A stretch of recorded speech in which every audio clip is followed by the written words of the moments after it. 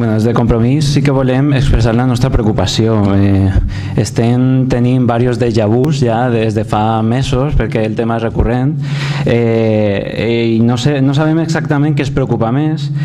Sí que hagin presentat vostès la moció, l'argumentari, una ficada de pota d'estes de, no sé, venint d'un partit com el vostre, en tanta experiència institucional. La falta d'originalitat, com he dit, ja els déjà vus són, però això bàsicament suposem i entenem que prové d'una falta de discurs, una falta de projecte de país, que en 4 o 5 mesos de país i evident de municipi, de comunitat autònoma, en 4 o 5 mesos de gestió de govern autonòmic i local, vostès venen ací a parlar de Catalunya. A més, també es preocupa que precisament el Partit Popular, un partit podrit per la corrupció, vinguin a parlar del compliment de la legalitat i la Constitució. De veritat que a mi me sembla que rosa lo patològic ja, perquè vostès o el seu partit ha sigut expert en saltar-se la llei i la Constitució, evidentment.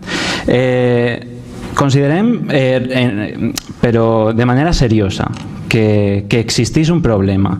I el problema és la mediocritat intel·lectual del Partit Popular, que a dia d'avui no sap fer oposició. I això repercuteix directament en la tasca municipal, perquè l'oposició és peça fonamental en una democràcia de qualitat i vostès no s'estan dedicant a fer oposició municipal, s'estan dedicant a traslladar debats que a més no són profitosos per a este àmbit. I per altra banda, mediocritat, perquè parlen vostès, mediocritat ja intel·lectual també, perquè parlen vostès a més que la nostra Constitució és rígida, és flexible quan és rígida completament. Si precisament porteu anys dient, bueno, és que és molt complicat fer una modificació de la Constitució i venen avui a dir-nos que és flexible. Molt bé. També apel·len a la sobirania nacional.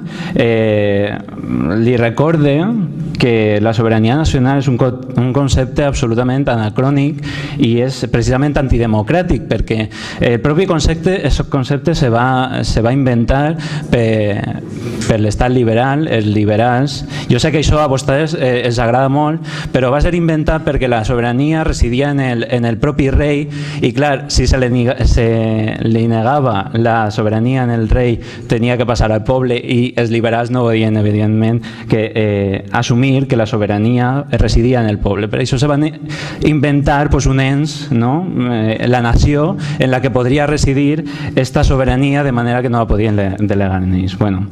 A més, per això, perquè és un concepte anacrònic, vostès diuen que no és ni vulnerable ni fraccionable. Jo és que li diria més enllà, que és simplement inexistent.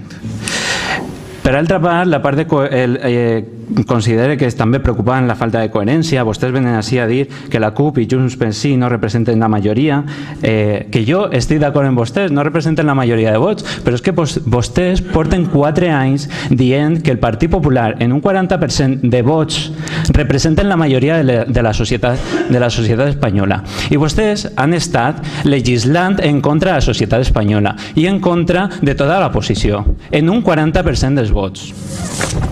Intenta acabar.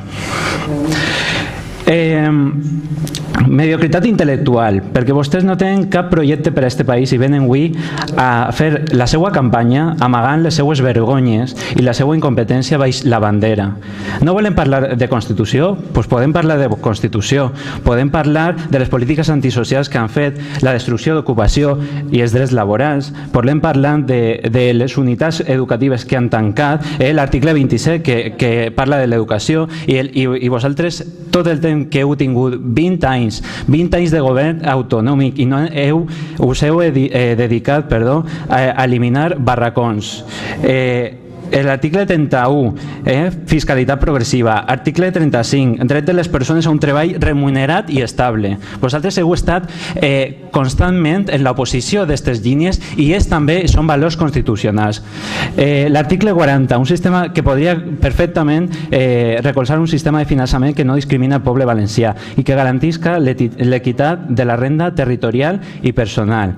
També diu, a més, que les polítiques públiques han d'estar orientades al pleno empleo. Mireu-ho, fes-ho veure perquè és problemàtic. Hem tingut fins i tot lleis en contra de drets fonamentals, com és la llei Mordaza, en contra de la llei del dret fonamental i la llibertat d'expressió, o com la LONCE, atacant directament l'educació pública i la llibertat de creences. No coneixeu, el problema sí és que no coneixeu fer una altra política que la d'usar a la gent, manipular a la gent i els seus ports per a guanyar el poder. I quan esteu en el poder, vostès no aprofiteu per ajudar a la gent, sinó que el que feu és aprofitar-se de la gent i dels diners públics. La meva recomanació és que se tranquil·litzen i es dediquen a regenerar-se. I la nostra política, que mentrestant la nostra política es centrarà en resoldre els problemes de la gent i en allò que li importa a la gent. Moltes gràcies.